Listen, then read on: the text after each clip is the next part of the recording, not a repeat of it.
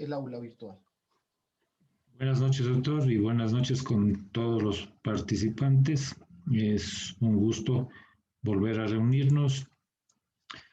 En el contenido de esta clase, vamos a ver inicialmente los conceptos para ver las diferencias entre la dilatación e hipertrofia.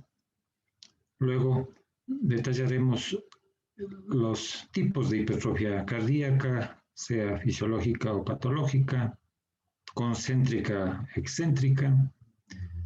Veremos luego en detalle el crecimiento de las aurículas, derecha e izquierda o de ambas. Seguiremos con el crecimiento de los ventrículos, derecho e izquierdo o ambas, para enfocarnos luego en las sobrecargas sistólica o diastólica de ventrículo izquierdo y ventrículo derecho.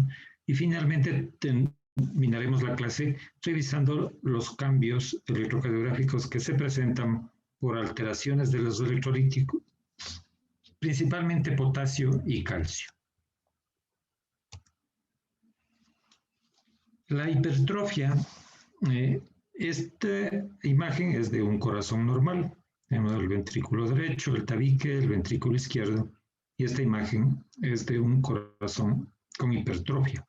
Entonces, la hipertrofia es el resultado de una sobrecarga de presión, como por ejemplo ocurre en la hipertensión arterial.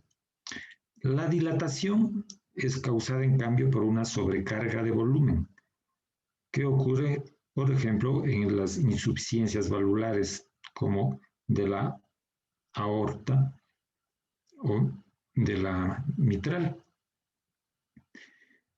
Normalmente aquellas patologías que comienzan hipertrofiando al corazón pueden terminar por dilatarlo.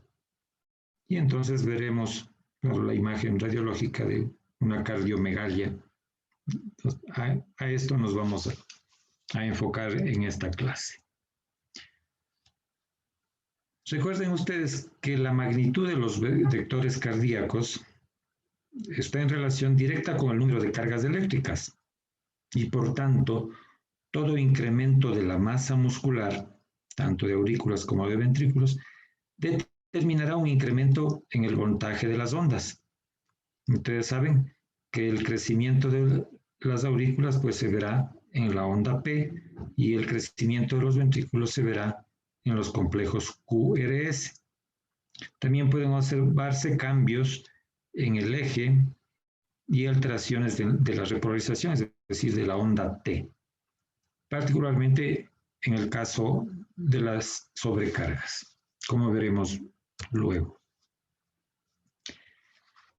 Estos son lo que sucede en el corazón, ¿no es cierto? Este es un corazón normal y este es un corazón hipertrofiado.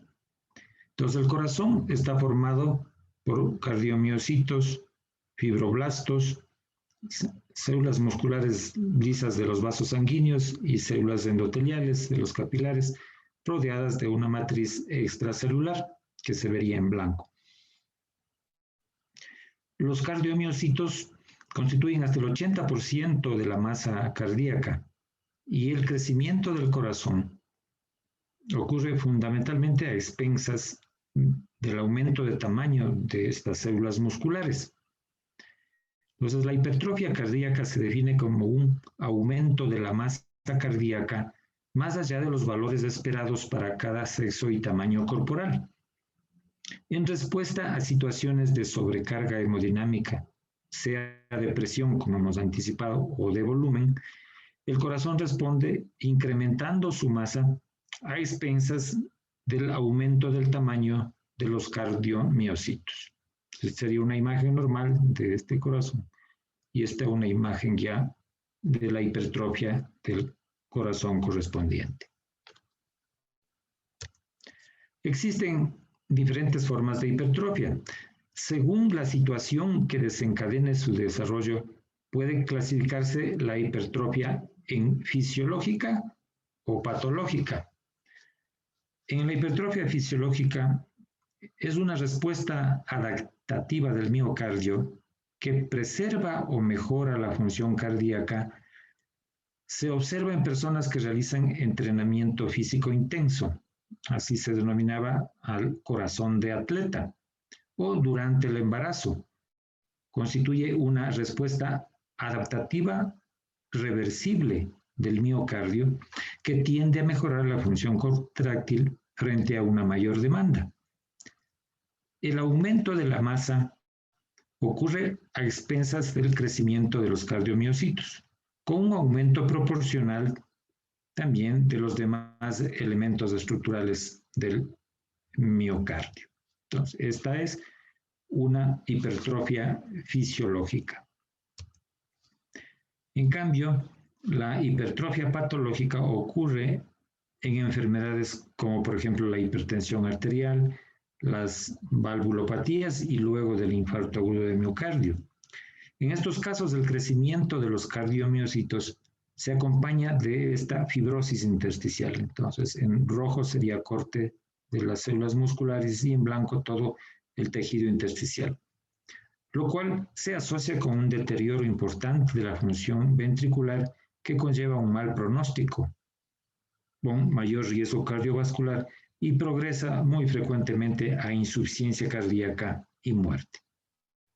Entonces recuerden, de acuerdo a la situación que desencadena, la hipertrofia puede ser fisiológica, en respuesta, por ejemplo, al ejercicio, como hemos dicho, o el embarazo, o patológica ya por enfermedades, la más frecuente, la hipertensión arterial. Según la geometría adoptada por el ventrículo, la hipertrofia cardíaca puede clasificarse en concéntrica, como se ve aquí en este dibujo, según la relación que hay entre el espesor de la pared y el diámetro de la cavidad. Esta hipertrofia concéntrica se caracteriza por un aumento del espesor de la pared sin cambios o con una pequeña reducción en el volumen de la cámara. Los sarcómeros adoptan un arreglo en paralelo con lo que se incrementa el tamaño del cardiomiocito, lo que explica el aumento del grosor de la pared. Un estímulo como el entrenamiento físico es relacionado al desarrollo de fuerza, también llamado ejercicio isométrico o estático, ejemplo esto de levantamiento de pesas, se asocia con una sobrecarga de presión y con la hipertrofia concéntrica. Los estímulos patológicos que crean sobrecarga de presión son la estenosis aórtica, por ejemplo, o la hipertensión arterial también, que produce un aumento de lo que se llama el estrés sistólico de la pared ventricular, lo que conduce al desarrollo de la hipertrofia de este tipo concéntrico. El otro tipo de hipertrofia es la hipertrofia excéntrica. Aumenta el volumen de la cámara ventricular y el espesor de la pared puede estar normal, aumentado o disminuir.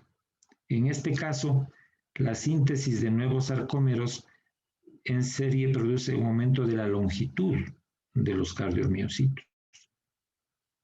Un estímulo fisiológico como el ejercicio aeróbico de resistencia, también llamado isotónico, o ejercicio dinámico como la natación o la maratón, y aumenta el retorno venoso hacia el corazón, que resulta en una sobrecarga de volumen y desarrolla esta hipertrofia excéntrica. Las patologías que causan también sobrecarga de volumen, como las insuficiencias, tanto la válvula aórtica o las fístulas arteriovenosas, producen un aumento del estrés diastólico, en este caso, de la pared, que resulta en la hipertrofia excéntrica. Entonces, la concéntrica aumenta el diámetro del músculo cardíaco en la excéntrica aumenta el volumen de la cavidad. Vamos a ver ahora que las aurículas tienen una masa muscular escasa, por lo que el término hipertrofia se refiere más bien a su dilatación o crecimiento. En el electrocardiograma, los crecimientos auriculares se manifiestan por alteraciones de la onda P. Normalmente recuerden que la despolarización de la aurícula derecha ocurre primero en la parte ascendente de la curva de la P y luego se despolariza la aurícula izquierda, que corresponde a la parte descendente de la onda P. Entonces, la onda es una suma de la despolarización de las dos aurículas. Cuando existe crecimiento de la aurícula derecha, se presenta en la forma de esta denominada P pulmonale. Recordarán que esta fue una de las preguntas del pretest. Entonces, se presenta como un aumento de la amplitud o voltaje de la onda P. No se afecta la duración de la despolarización y, por tanto, el ancho de la onda se conserva. Se ve una P picuda, más de 2.5 milímetros de amplitud o de voltaje en D2, como se presenta en este gráfico, y acá también en D2, en D3 y en ABF, aunque no vemos aquí.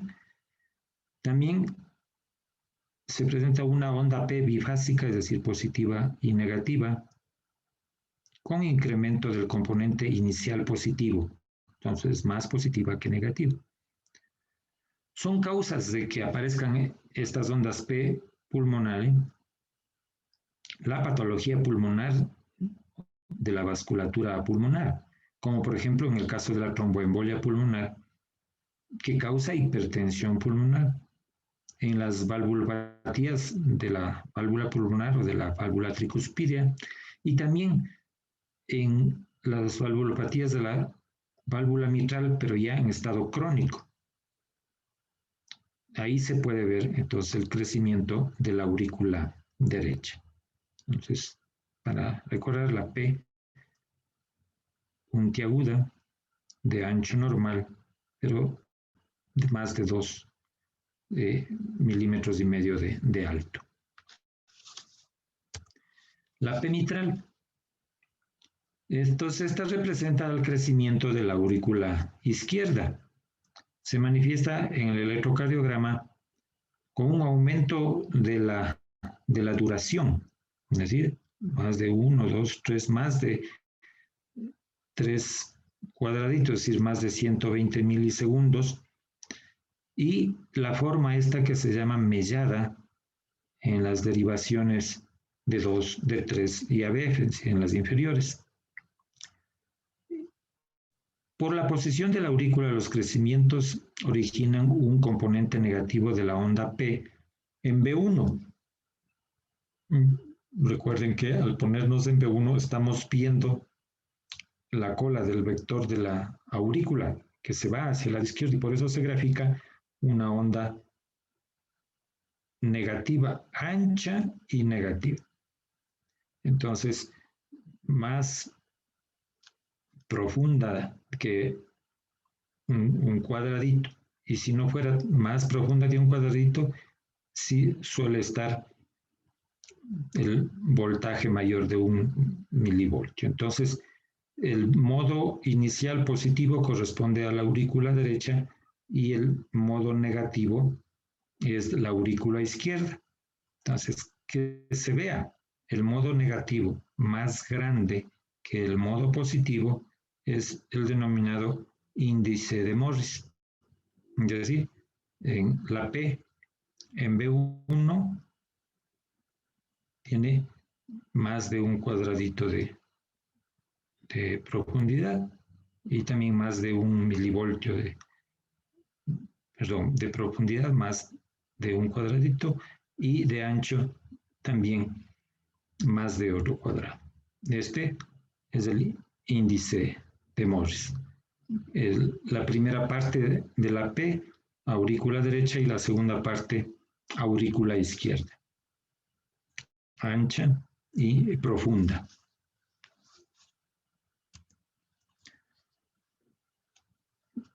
Vamos a ver ahora, como hemos venido haciendo en las clases anteriores, siempre es bueno no olvidarse pues de ver y ver y ver electrocardiogramas. Entonces, para no olvidarnos, ¿no es cierto? Vamos a ver en este electrocardiograma el ritmo. Recuerden, para ver el ritmo vemos el eje de la onda P, de 1, de 2 y de 3. En D1 positiva, en D2 positiva y en D3 isodifásica. Es decir, de 60 grados que está normal, se ha movido a la izquierda y estaría en 90 grados. Esta es la lectura. La interpretación es, estamos hablando del ritmo, que el ritmo es sinusal, porque el eje, recuerden que cuando el eje de la P está entre 0 y 90 grados, el ritmo es sinusal. Luego, vamos a ver la frecuencia cardíaca. La frecuencia con la mnemotecnia de 300, 150, 100, 75. Entonces, siempre escogemos donde caiga en una línea gruesa del registro y vamos 300, 150, 100, 75. Entonces vemos que está aproximadamente entre 100 y 75. Vamos a ver en otra derivación que nos permita ver a unas rayitantes de la línea gruesa, 300, aquí 150, 100, y entre 100 y 75, ¿cierto? Entonces, buscamos otra línea que nos permita aclarar la frecuencia. Entonces, que desde antes de la línea gruesa, 300, 150, 100, entre 100 y 75. Entonces, recuerden que entre 100 y 75 cuadrado chiquito vale 5 puntos. Entonces, como está 1 a 2 cuadraditos antes, estaría aproximadamente la frecuencia en 85 latidos por minuto. La interpretación es que la frecuencia es normal. Luego vemos el eje eléctrico del corazón, que está dado por el eje de la QRS en las derivaciones de 1, de 2 y de 3. Positivo en D1, positivo en D2 y negativo en D3. Entonces, si en D3 está negativo, entonces sabemos que si estaría isodifásico sería que está en 30 grados y como está negativo, está en 0 grados. Entonces el eje en 0 grados es un eje normal, ¿entiendes? Porque el eje igual está entre 0 y 90 grados, el eje del QRS normal. Luego vamos a ver a la onda P. Entonces las características de la onda P, la forma de la onda P. Entonces vemos aquí está positiva, que por eso sería algo con algo de mellamiento, positiva, y en D3 isodifásica, positiva y negativa. Siempre es negativa en ABE, positiva en ABL, positiva en ABF. En B1, negativa y mucho más negativa que positiva, podríamos decir algo. También isodifásica en B2, positiva en D3, sigue siendo positiva hasta el final. Entonces, la onda P no es normal, ¿cierto? Porque vemos que especialmente en B1 el modo negativo es muchísimo más grande, casi no hay modo positivo. Entonces, esto nos indicaría, ¿cierto? Onda P, entonces negativa en B1. Esto nos indicaría, como ya hemos visto ahora, un crecimiento de la aurícula izquierda. Luego vamos a ver el intervalo PR, ¿cierto? El tiempo desde el inicio de la onda P hasta el inicio del complejo. Empezamos en una raya gruesa y termina uno antes de la siguiente, sería 160. Vamos a otro, empezando en la raya gruesa y terminando 1, 2, 3, así 4, 160. Entonces, el intervalo PR, vamos a ver en otras, si es que, ven aquí, da la apariencia de que estuviera muy cercano el PR. Esto hay que tener cuidado, porque de veces si no se grafica bien la onda P, entonces podemos pensar que empieza un cuadradito antes. En realidad la P está empezando antes. Entonces esto vemos en otra 1, 2, 3, 4 y aquí casi 5. Entonces pongamos que el intervalo PR es de 160 milisegundos. Es normal entre 120 y 200. Entonces intervalo PR normal. Luego vamos a ver el complejo QRS. Hemos dicho que tenemos que ver el ancho, que debe ser máximo de 2 cuadraditos y medio, es decir, de 0,10 milisegundos, y el alto, que en las derivaciones frontales debería ser menos de 20 y en las precordiales menos de 30 milivoltios. Entonces ya aquí nomás vemos ya ciertas alteraciones, ¿no es cierto? En alto tenemos un cuadradito y medio, nos llega a ser el ancho, está normal, pero el alto, vamos a contar 5, 10, 15 y se nos corta ya. Entonces, bueno, estaría dentro de lo normal si nos llega a 20.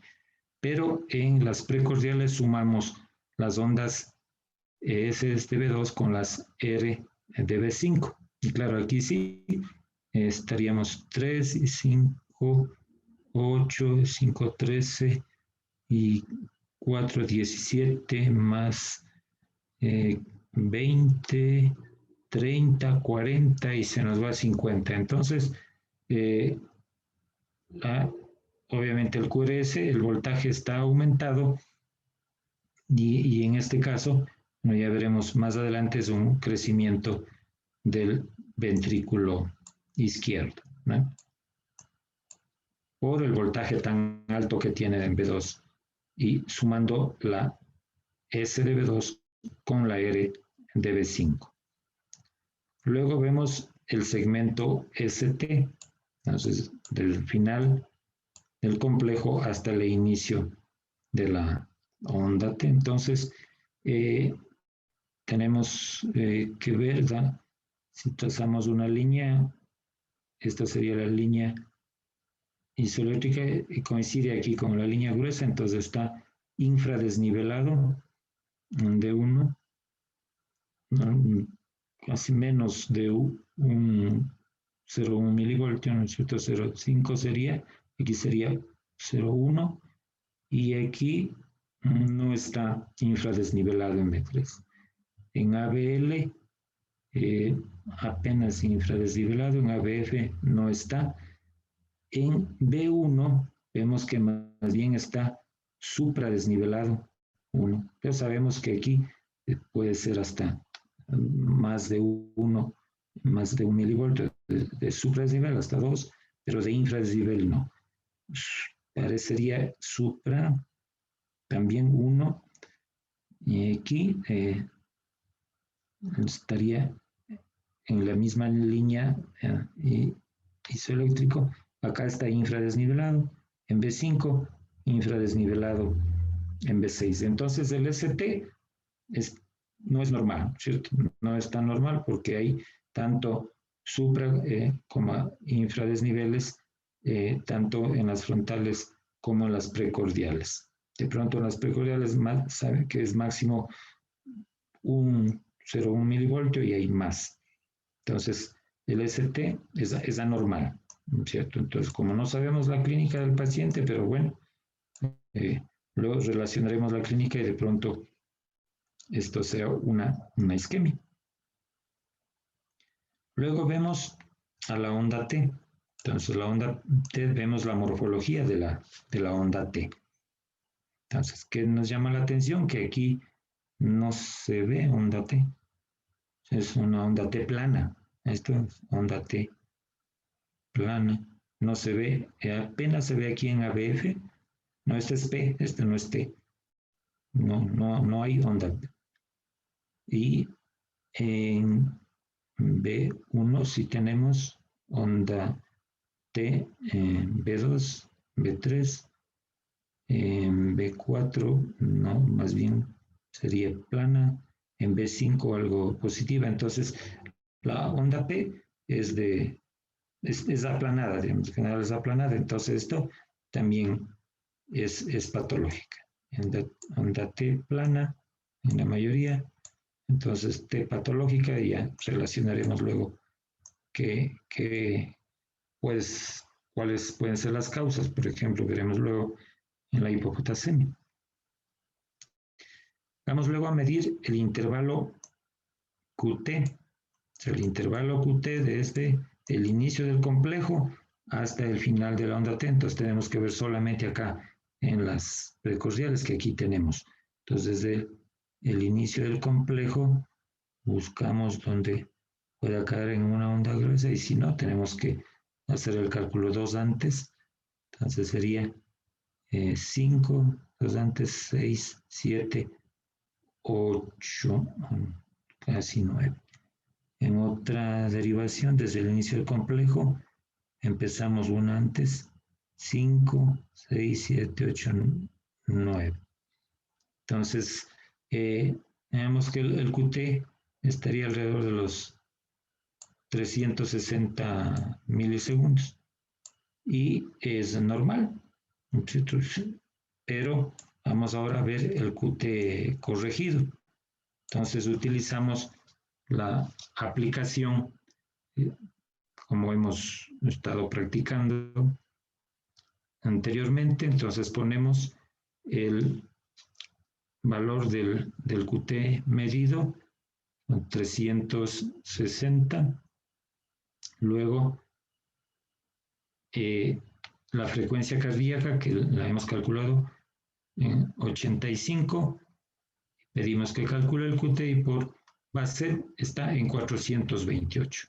Entonces, para un QT medido de 360 y una frecuencia cardíaca de 85, el corregido da 428. Entonces está normal. Ya. Entonces hemos vuelto a practicar la lectura e interpretación del electrocardiograma. ¿Esto qué sirve? Para que por favor sigan haciendo la tarea. Pasamos a ver ahora lo que son los crecimientos ventriculares. Ya hemos visto se manifiestan en el electrocardiograma por incremento en los voltajes del complejo QRS con ondas S profundas y Rs muy altas. Desviación del eje del QRS hacia el lado del ventrículo hipertrofiado y alteraciones también de la repolarización, es decir, de la onda T y del ST, en las derivaciones que corresponden también al ventrículo que se hipertrofia. El aumento del voltaje tiene relación con la hipertrofia de la pared del ventrículo, y los cambios en el ST y en la onda T traducen sobrecargas de presión y de volumen.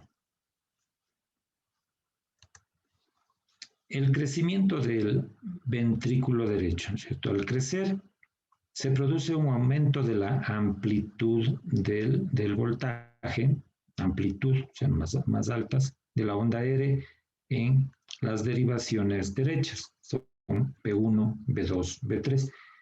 Y se acompaña de desviación del eje a la derecha. Por eso es negativa, ¿no es cierto? Recuerden que es positivo, positivo, negativo, entonces el eje está desviado a la derecha. En el plano frontal, es decir, en D1, D2, D3, se ven unas S profundas en D1 y Rs altas en D2, D3 y en ABF. El eje suele estar desviado a más de 100 grados. Y en las precordiales, entonces la R de B1 suele ser más alta de 7 milímetros. Hemos dicho que midiendo a la onda R sola suele medir más de 7 milímetros. Y la onda R de B1 es más grande que la S. Esta es una onda Q, ¿cierto? Aquí incluso no hay onda S.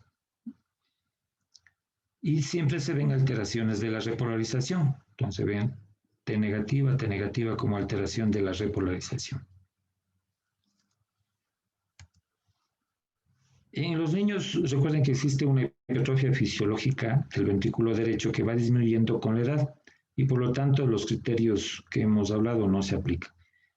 En las hipertrofias que son adquiridas, entonces las fuerzas del ventrículo derecho aumentadas dan lugar a un complejo que se llama RS en D1.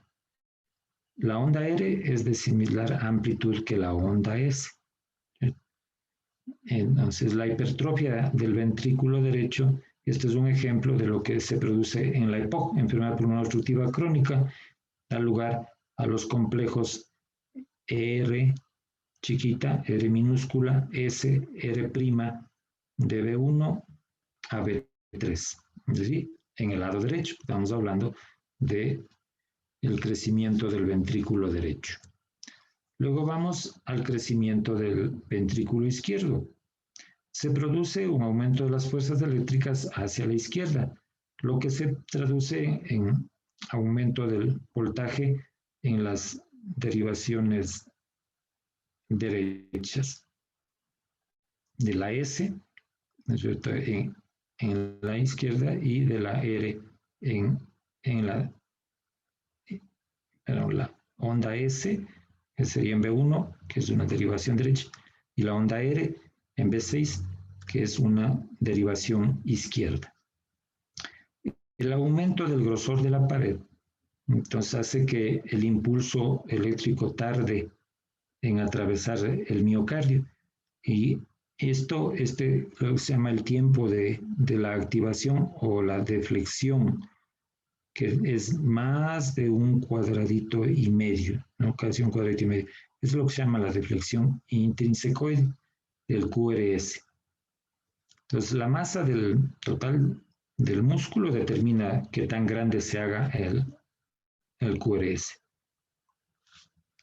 Entonces, se han desarrollado varios criterios para determinar el crecimiento del ventrículo izquierdo. Entonces tenemos en el plano frontal, que sería para D1, D2, D3, ABL y ABL, ABF, el eje que se va hacia la izquierda, ¿no es cierto? Positivo, isodifásico y negativo a la izquierda, entonces eje a la izquierda y está, con esto estaría en 0, pero tiene este isodifásico aquí, está en menos 30. Otro punto, la R en la derivación de 1 más la S en la derivación de 3 es mayor de 26 milímetros. Contamos 5, 10, 15, 16, más 10, 26 y más, son más de 30. Otro criterio, de las ondas, la R en ABL más de 11. Aquí tenemos 5, 10, 15 y más. otro criterio. La R en D1 más de 13 milímetros. Entonces son criterios en el plano frontal. En el plano transversal, en cambio, tenemos el índice de Sokolov-Lyon, que consiste en sumar de lo que hemos estado haciendo anteriormente, la S de B1 con la RCA de B5, B1, B6 o B2, B5, ¿no? Entonces suman las S de B1 o B2 con las Rs de B2 o B6 y si la sumatoria de estos voltajes es mayor de 35, entonces ese es un criterio de crecimiento del ventrículo izquierdo. En este caso 5, 10, 15, 18 más 28, 38. Entonces este es el índice de Sokolov-Lyon. También si se suma la R más alta con la S más profunda, donde sea que estén, y son más de 45, es otro criterio de crecimiento. El que más se utiliza es B1, B6 o B2, B5. Y también puede presentarse pues crecimiento de ambos ventrículos, especialmente en patologías crónicas.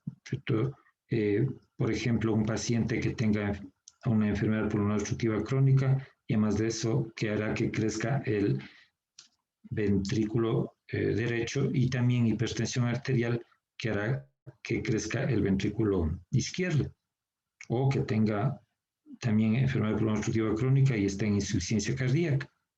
Entonces el eje suele estar desviado hacia la derecha por esta isodifásico aquí con Rs altas B1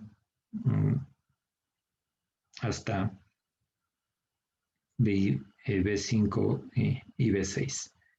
De B1 sería del lado derecho y el B6 sería del lado izquierdo. Eso nos indicaría crecimiento biventricular. Nuevamente, y espero no ser tan cansón, pero es necesario volver y repetir, ¿cierto?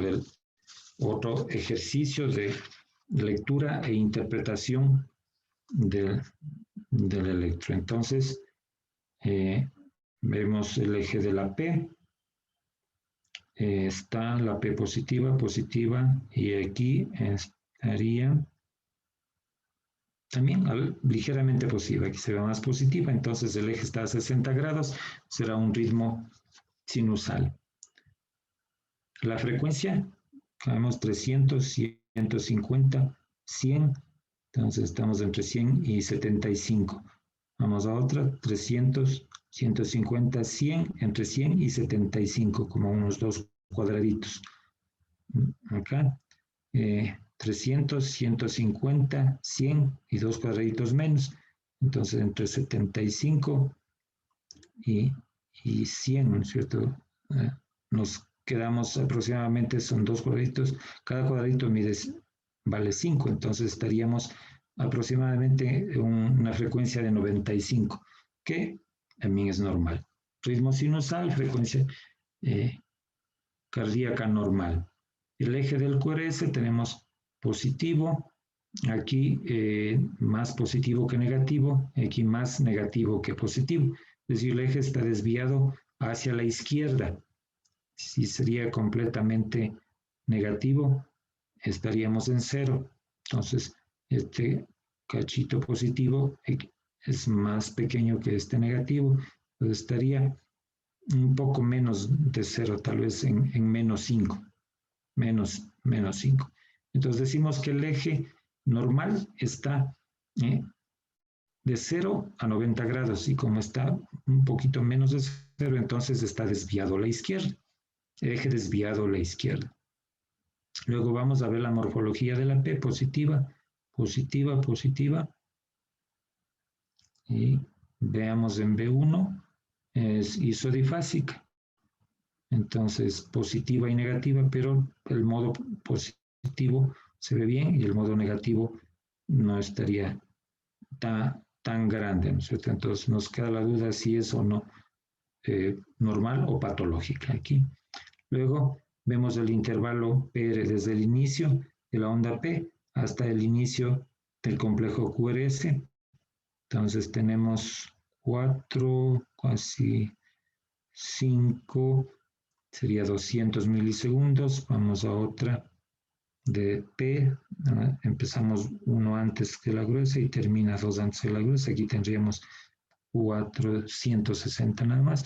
Es variable, ¿no? De acuerdo a donde veamos. Entonces aquí empezamos en la segunda pequeña y termina en la primera pequeña. Entonces serían también 160 milisegundos. Entonces estaría normal. Luego vemos el QRS, el ancho no es más de 2 cuadrados y medio, y el alto sumando la S de B2, 5, 10, 15, 16, 17, 18 más 10, 28, 38. Entonces aquí sí tenemos un aumento del voltaje con crecimiento de ventrículo izquierdo. Luego vamos a ver el ST para ver si está supra o infra desnivelado. Es plano. Recorremos todas las derivaciones y aquí nos parecería que estaría un supradesnivel ligero en B2 y B3 podría ser infradesnivel 1, B4 también 1 y B5. Bien. Entonces, como hemos expresado anteriormente, si el paciente tiene angina, podría ser algo isquémico, pero si es hipertensión o algo, entonces estos son los famosos patrones que veremos luego de las sobrecargas, porque es un trastorno de repolarización del ST. Luego pasamos a ver a la onda T. La onda T positiva, aquí algo aplanada, negativa en AVR, es normal que sea, pero no es normal que esté tan plana, ¿no es cierto? Esto es una onda T plana en ABL. Luego, más bien está puntiaguda en B2, B3, va normalizándose. Pero el tener una ABL plana, entonces eso detallamos, ¿cierto? T plana en ABL. Entonces es a corroborar con los otros datos del paciente. El QT, desde el inicio del complejo hasta el final de la T, entonces buscamos un inicio del complejo, 5 y 9. Entonces, 9 por 4, 36, 360 sería, ¿no? Buscamos otro inicio, 5, sí, 8 y medio, 9, ya. Entonces, 360 milisegundos y vamos a calcular. Entonces, utilizando nuestra aplicación, introducimos el QT que hemos medido, decimos que está en 360 y la frecuencia cardíaca que también ya la hemos medido, que está por 95, no 90. Entonces, calculamos, el QTC nos da 440. Está en el límite, pues hasta 440, pero está normal. Bueno, sigamos ahora viendo las sobrecargas. Cuando el miocardio trabaja contra una obstrucción, se produce una sobrecarga sistólica o de presión. Y cuando la sangre sobrellena el ventrículo, se origina una sobrecarga diastólica o de volumen. Estos patrones de sobrecarga o strain generalmente se observan en pacientes que tienen otros signos de crecimiento ventricular. La morfología de la sobrecarga sistólica se caracteriza por ondas ER altas, ¿no? Como se ven aquí, cambios en el segmento ST y en la onda T. en las derivaciones precordiales izquierdas. Entonces, lo que estamos viendo aquí son sobrecargas sistólicas. Las diastólicas, en cambio, se ven ondas, se ve una onda Q aumentada de voltaje y la presencia del QRS. Ya veremos por separado. Lo que esta es una sobrecarga sistólica o depresión y esta una sobrecarga diastólica o de volumen a los dos del ventrículo izquierdo. Entonces, las causas más frecuentes de sobrecarga sistólica son la hipertensión y la estenosis aórtica. Se presenta una depresión del ST. ¿No? Esta es la línea isoeléctrica y entonces el ST está deprimido con esta forma de una concavidad superior y que termina con una onda T de ramas asimétricas. Este detalle habíamos visto en la lectura e interpretación del electro anteriormente y claro, para algunos les pareció isquémica, ¿no? La T isquémica es negativa pero de ramas simétricas. Esta T negativa de ramas asimétricas es el patrón de sobrecarga sistólica. ¿Sí? Entonces, a veces incluso puede verse una onda U. Luego tenemos la sobrecarga diastólica o de volumen, cuyas causas más frecuentes son las insuficiencias de las válvulas aórtica mitral. Se observan ondas T altas positivas con base ancha, la base de la midiendo todo el complejo. Entonces tenemos 1, 2 cuadraditos y medio que están en el límite, no es ancho, es positiva y precedidas, ¿no es cierto?, de unas ondas R grandes. Las ondas T están de apariencia como un cono y ancho y las ondas R altas con complejos en el límite en este caso. Entonces, esta es una sobrecarga diastólica o de volumen. ¿Sí? Ondas R altas en las derivaciones izquierdas, B4, B5 y B6, y ondas T también anchas en las derivaciones izquierdas. Este es un ejemplo de sobrecarga sistólica del ventrículo derecho. Entonces, son las sobrecargas sistólica o depresión, son causadas por hipertensión pulmonar, estenosis de la válvula pulmonar. Entonces se observa depresión del ST con convexidad superior, ¿no es cierto? Depresión del ST y con T negativa de ramas asimétricas, ondas R altas en las precordiales derechas, B1, B2, B3.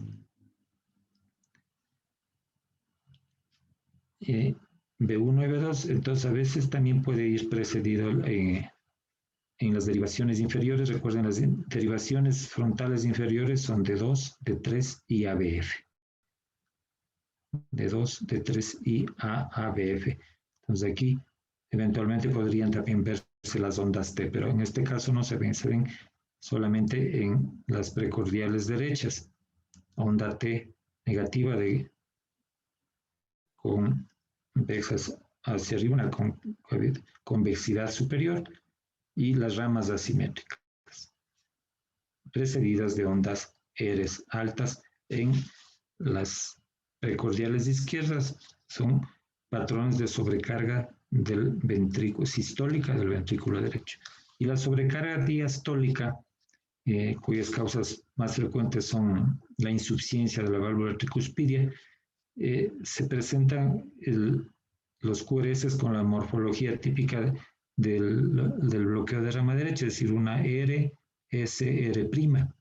RSR', pero incompleta, ¿no es cierto? Porque el ancho es menos de 3 cuadraditos. Recuerden que para hacer bloqueo de rama completa debe ser más de 120 milisegundos, es decir, más de 3 cuadraditos.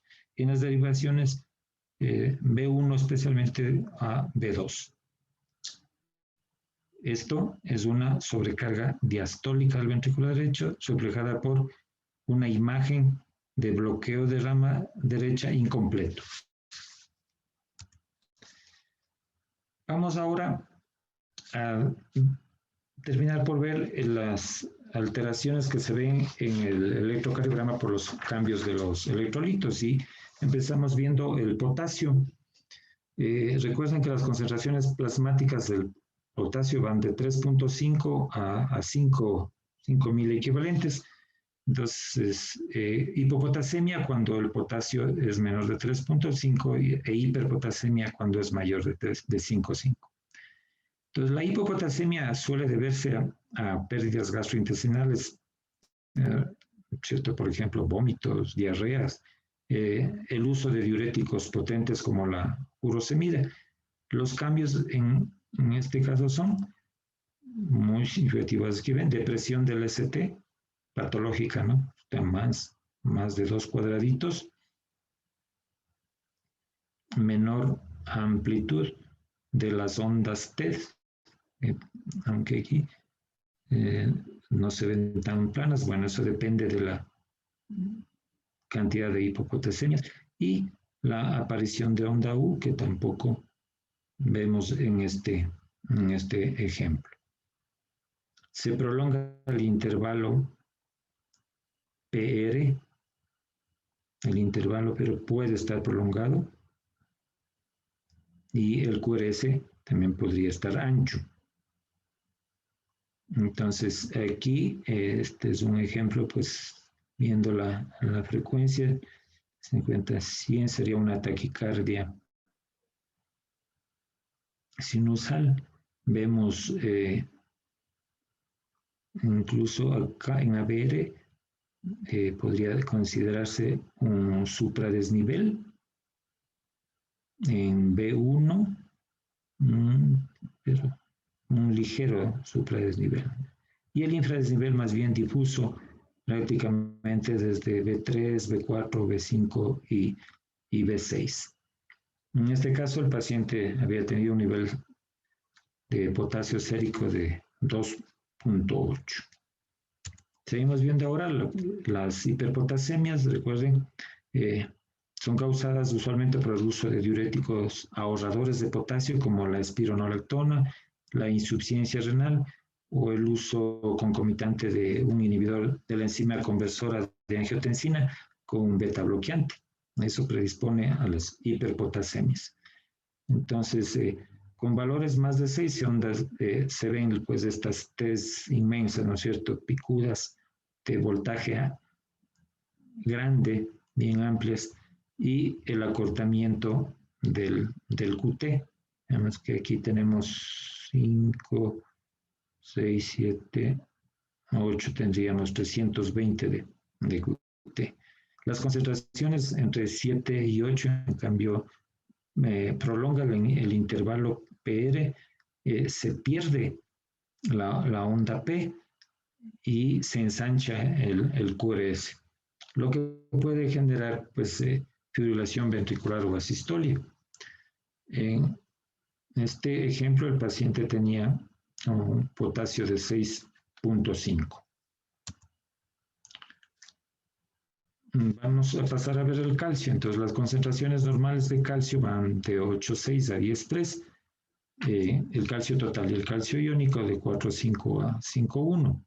Entonces, la hipercalcemia se produce por entrada de calcio al líquido extracelular, por mayor resorción ósea o mayor absorción intestinal, o por disminución de la eliminación renal, por ejemplo, por el uso de los diuréticos tiacidas, o incluso por periodos prolongados de inmovilización, porque hay mayor resorción ósea. Pueden ser también causados por neoplasias óseas, ¿sí? En el electrocardiograma lo que se ve es un acortamiento del QT a expensas del ST, que parece no haber ST, ¿no es cierto? Está el complejo y enseguida aparece la onda T. Entonces, es característica esta, también se ven desde las derivaciones frontales,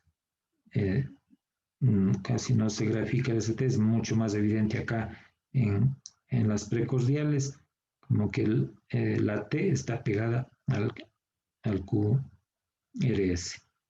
Y incluso podría verse aquí una onda U. En este ejemplo, el paciente tenía un calcio sérico de 14,6. Y finalmente vamos a ver la hipocalcemia.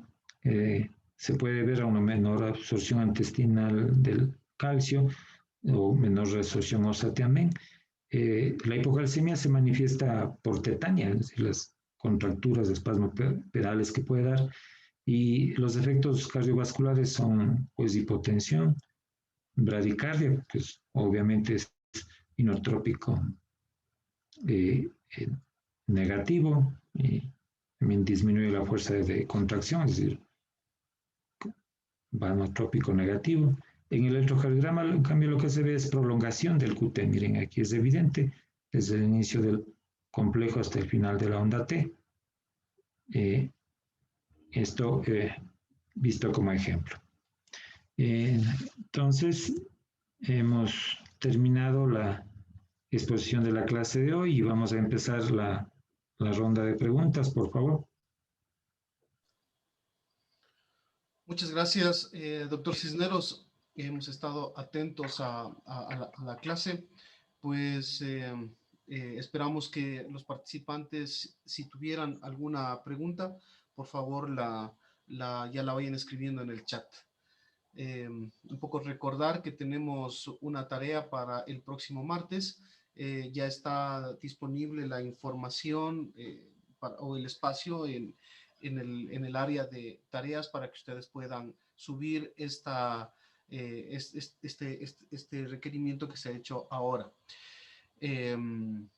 Por otra parte, también para el día de mañana estará también ya disponible la clase del día de hoy a través de pues tanto el contenido descriptivo en el aula virtual como de la grabación de esta clase. Tenemos una primera pregunta. Por favor, doctor, ¿podría repetir cómo se identifica la parte de crecimiento del ventrículo derecho?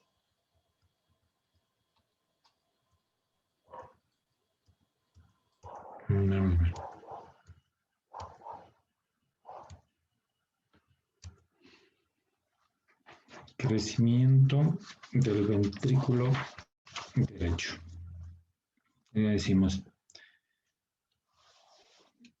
Recuerden, vamos a hacer un grafiquito de las masas. Ventrículo izquierdo, el tabique, ventrículo derecho, ¿no es cierto?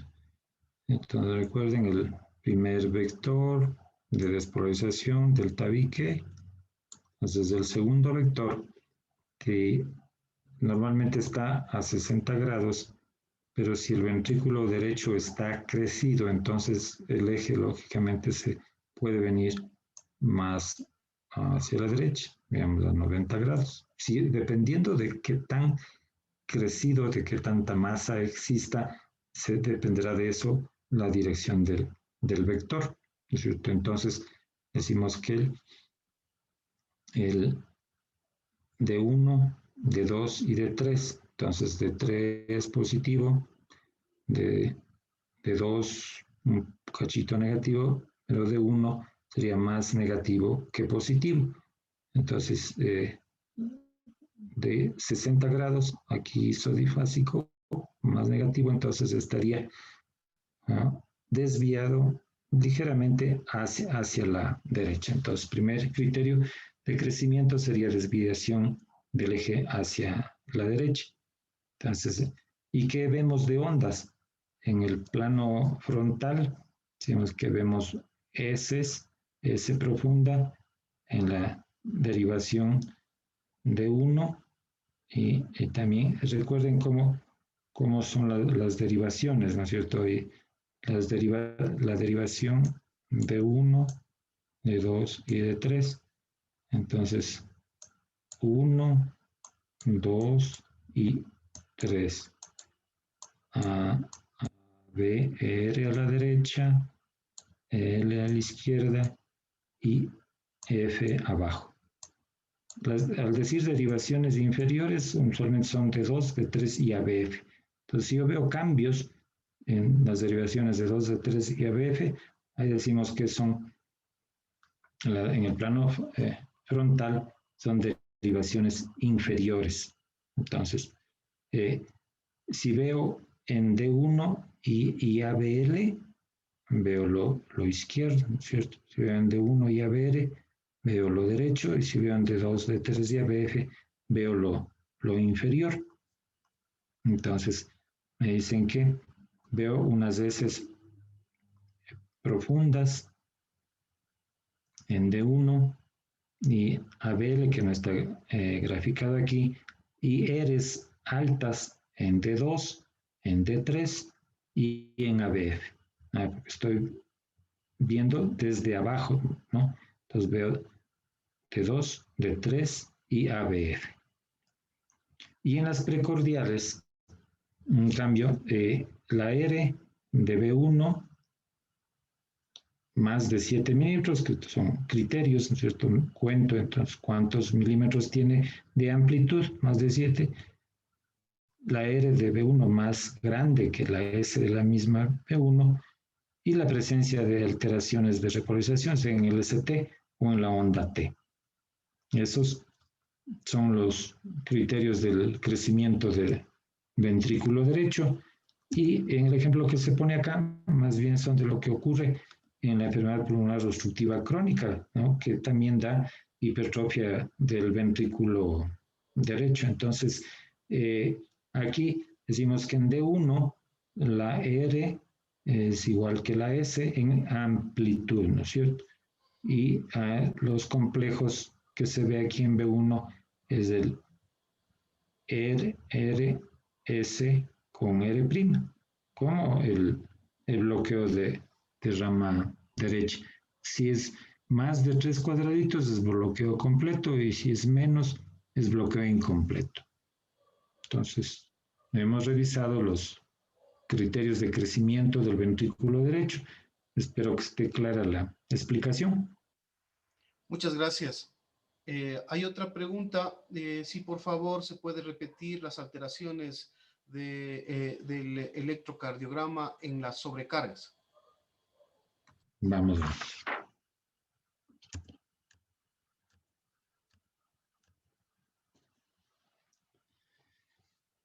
A ver.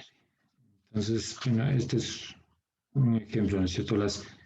Decimos que asimismo hagamos un ejemplo que es la masa del músculo, si las salidas tanto de la aorta como de la arteria pulmonar, si yo tengo hipertensión arterial, eso va a crearme sobrecarga de presión al ventrículo izquierdo. Si yo tengo hipertensión pulmonar, eso me creará sobrecarga al ventrículo derecho, es decir, sobrecargas sistólicas. Decimos que en general hay sobrecargas sistólicas y depresión o sobrecarga diastólica. Entonces, ¿cómo es que pasa la sobrecarga diastólica? En cambio, se me dilata la cavidad, porque tengo insuficiencias, ¿no es cierto?, de insuficiencias valvulares. Entonces, si las válvulas, en este caso en el lado izquierdo la aorta, en el lado derecho la válvula pulmonar son insuficientes, entonces se me regresa la sangre en diástole. Eso es insuficiencia y aumenta el volumen. Entonces se me dilata la cavidad. Y entonces eso es lo que traduce en la presencia entonces de la sobrecarga, decimos la sobrecarga sistólica, se caracteriza por Rs altas, cambios en el segmento ST y de la onda T. Entonces, tanto despolarización como repolarización. Y corresponderá, claro, en este ejemplo, desde del lado izquierdo. Entonces veamos lo que sucede. La sobrecarga sistólica, ¿no? Hemos dicho, la R alta, el ST cóncavo hacia arriba y la onda T negativa, pero de ramas asimétricas. Esta es la característica de la T, diferenciable de la T isquémica que tiene ramas simétricas. Entonces el ST con la convexidad superior y la T de ramas asimétricas. Y la sobrecarga diastólica, en cambio, manifiesta en las ondas T altas, anchas, precedidas de Rs altas. Onda T ancha y alta precedida de onda R alta en las derivaciones izquierdas. Sobrecarga diastólica, vemos en las derivaciones izquierdas una onda T ancha y alta precedida de R grande, y sobrecarga sistólica también vemos en las derivaciones izquierdas, ¿no es cierto? R grande, ST con esta convexidad hacia arriba y la T negativa de ramas asimétricas. Creo que esos son los criterios para las sobrecargas. Muchas gracias. Hay un mensaje de agradecimiento de la respuesta. No veo más preguntas al respecto. Creería yo que, pues sí, están agradeciendo a las personas que han formulado las preguntas. Al no haber más preguntas, pues vamos a ir cerrando ya nuestra